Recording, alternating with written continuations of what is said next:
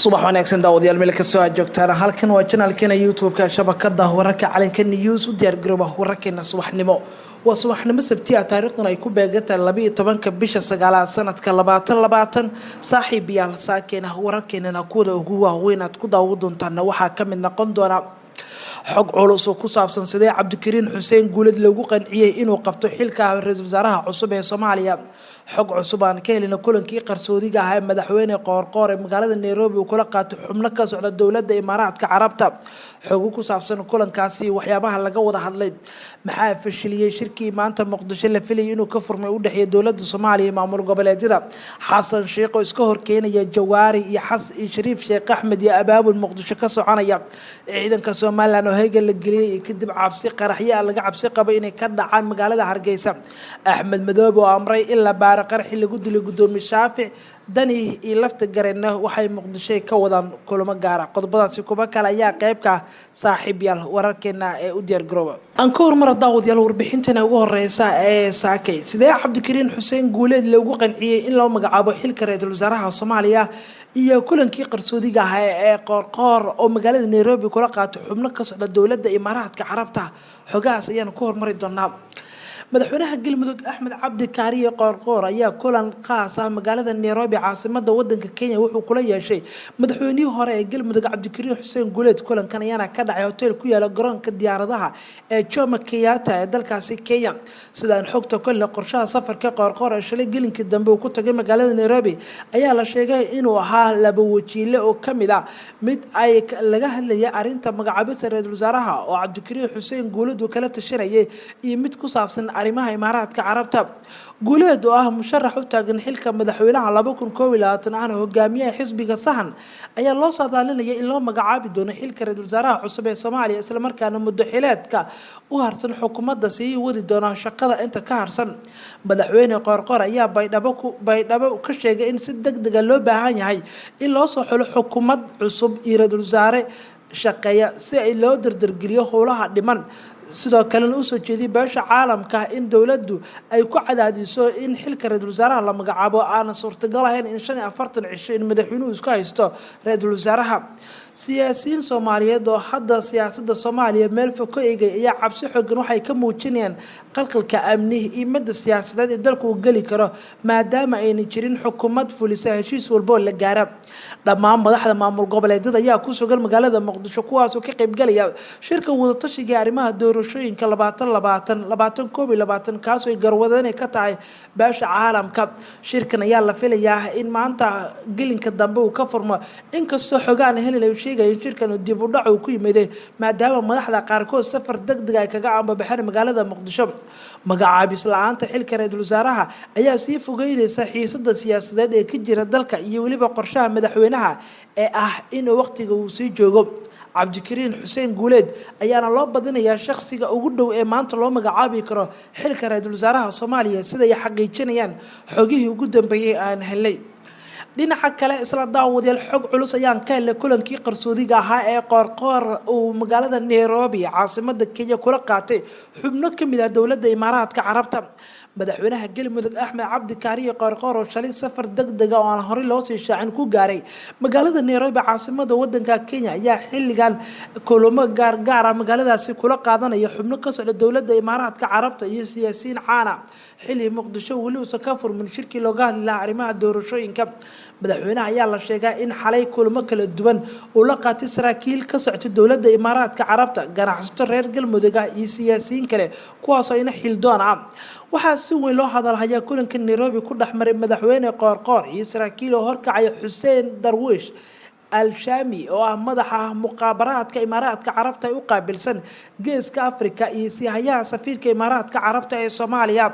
wax badan lagama oga kulankan oo mid saddex geesood ah oo Imaaraadka Carabta xubnaha ka socda Afrika u qaabilsan iyo madaxweyne Qoorqoor ku dhaxmaray magaalada Nairobi caasimada Kenya maadaama kulankan waa mid albaabada u xiran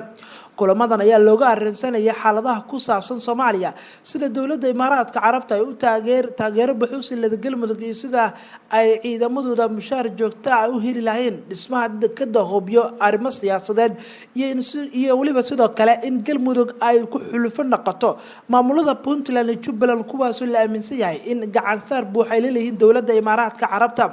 madaxweyne Qoorqoor ayaa lagu qanciyay in dhismaha dekada Hobyo mashruucaasi ay qaadanayso dowladda Imaaraadka Carabta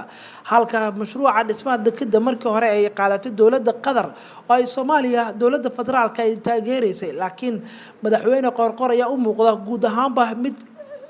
ka baxaya sheeda arinta ku saabsan heshiiska Qatar asagoo u wareegay Imaaraadka Carabta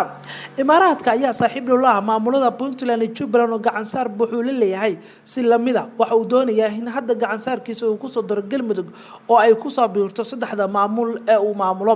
madaxweynihii hore Galmudug Cabdikariin Xuseen Guuleed ayaa la sheegay in abaabulka ay kulamadani Nairobi ka dhacay badi uu isaga u lahaa wixii xog ah ee ka soo baxay saaxiibayaal wararkeena yaad ku daawo doontaan hadduu ilaa raali ka noqdo xasan sheekh ayaa iska horkeenaya Jawaari iyo Shariif Xasan kulamo ayaana ka soconaya magaalada Muqdisho xogahaas ayaa markaan eegi doonaa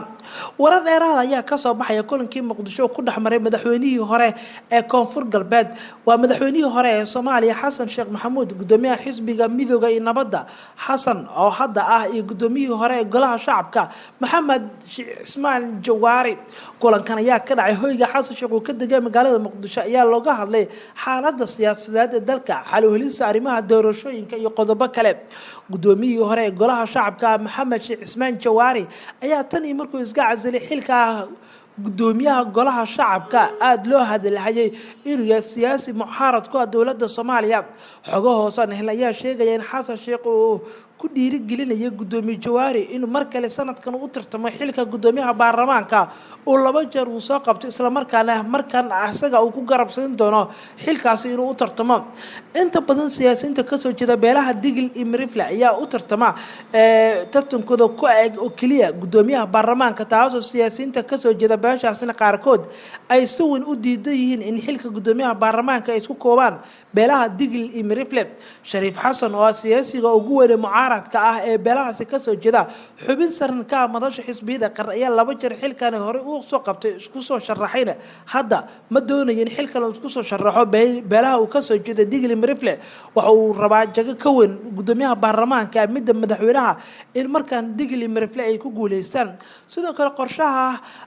Shariif Xasan ayaa ah hamigiisa ugu weyn inuu noqdo mucaarad weyn kursiga madaxweynaha u tartamo 2020 kulankii shalay Muqdisho ku dhaxmaray madaxweynihii hore ee Soomaaliya Xasan Sheekh ahna gudoomiyaha xisbiga Midowga iyo Nabadda Horumarka Xasan iyo sidoo kale gudoomiyihii hore ee Golaha Shacabka Maxamed Mursal waa Maxamed Sheekh Ismaan Jawaari ayaa kulankooda ay ku lafugureen xaaladda kala guurka iyo sidii Jawaari marka la isku soo sharaxi lahaa xilka gudoomiyaha baarlamaanka talaabadaas oo la sheegay in dhibaato weyn ku noqon karto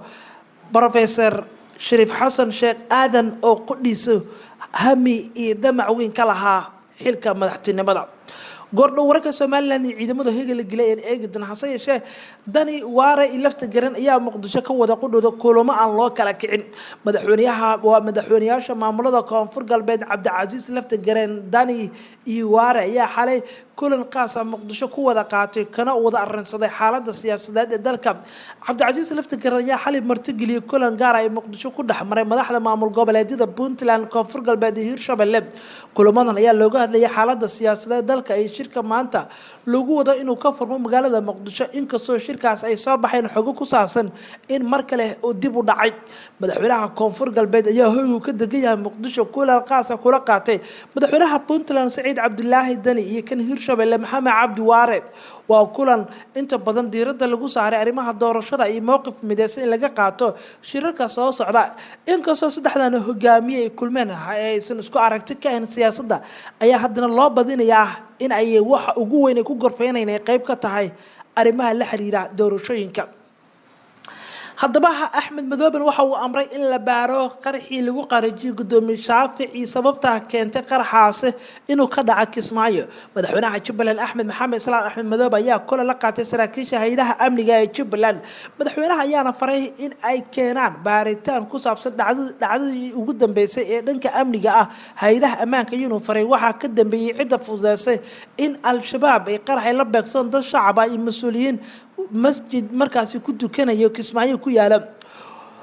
waxa uu madaxweynuhu faray ciidanka nabad sugidda iyo booliiska inay dardargeliyaan howlgallada nabad sugidda iyo waliba sidoo kale baaritaano lagu sameeyo arrintan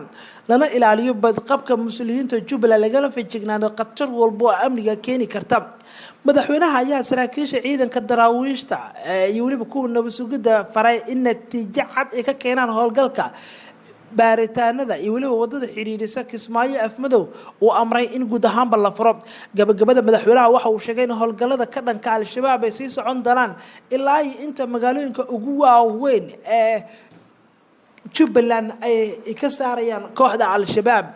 al-shabaab ayaana sheegatay mas'uuliyadda qaraxii ka dhacay magaalada Kismaayo ciidamada Soomaaliland heegan buuxa ayaa la geliyay kadib markii la sheegay in cabsi badan ay soo wajahday shacabka wararka naga soo gaaray magaalooyinka Hargeysa Burca iyo Boorama ayaa waxay sheegeen in ciidanka Soomaaliland labada cisho la soo dhaafay ay wadeen howlgallo lagu xaqiijinayo ammaanka sidoo kale la heegan ay ku jireen dadka ku nool magaalooyinkaas ayaa sheegaya in baaritaano ay wadaan oo ku saabsan ciidamada isla markaana heegan buuxa la geliyay lagana cabsi qabo in wadooyinka ay ka dhacaan qaraxyo ciidanka ayaa sidoo kale dadka qaarkood weydiinaya aqoonsiyo kuwana baaritaano baaraya gaadiidka yaryar waxaana la sheegay in laga cabsi qabo in magaalooyinkaas ay qaraxyo ka dhacaan wararka qaar ayaa sheegay in jiraan khatar dhanka amniga ay ogaadeen sirdoonka Soomaaliland oo sheegay weerar ay ka dhici karaan magaalooyinkaasi gaar ahaan magaalada Hargeysa Burca iyo Boorama oo al-shabaab laga cabsi qabo in halkaas weerar ay ka geystaan Soomaaliland ayaa kamid ah meelaha ugu ammaanka reer Soomaaliya mana jiro ilaa hadda hal weerar oo ka dhacay magaalooyinka Soomaaliland ay gacanta ku hayaan wararkii ugu dambeeyay ee caqabadaha shirka Muqdisho caqabado badan ayaa soo wajahay wali ma uusan furman waxaana la sheegayaa in shirka laga yaabo in dib u dhaco waqtigii lagu ballamay shirka wada tashiga u dhaxeeya dawladda federaalka iyo maamul goboleedyada oo saaki lagu wado inuu ka furmo madaxtooyada Soomaaliya ayaa mar kale dib u dhacay sida muuqata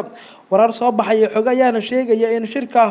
maanta dib u dhacay lagana yaabo maalinta Axad inuu shirka u furmo shirkan waa mid xasaasi ah ayay ballantu ahayd inuu maanta 12 bisha December oo maanta Sabtida ku beegan in madaxtooyadu ka furmo wararka ayaa sheegay in dib u dhaca sababay in safarka degdega ay ku kala baxeen madaxweynayaasha Jubbaland iyo waliba Galmudug oo safar degdega ku gaaray magaalooyinka Kismaayo iyo Nairobi waxaana la sheegay in arrintan ay keentay in guud ahaanba uu dib u dhaco caqabado hor laayana shirkaasi ku geedaaman lama oga waqtiga rasmiga oo furmi doono wixii waray ku soo korna saaxiibayaal wararkeena dambe ayaad ku daawado doontaan wararkii ugu waaweynaa saakina wareegayta si nabadgeliyo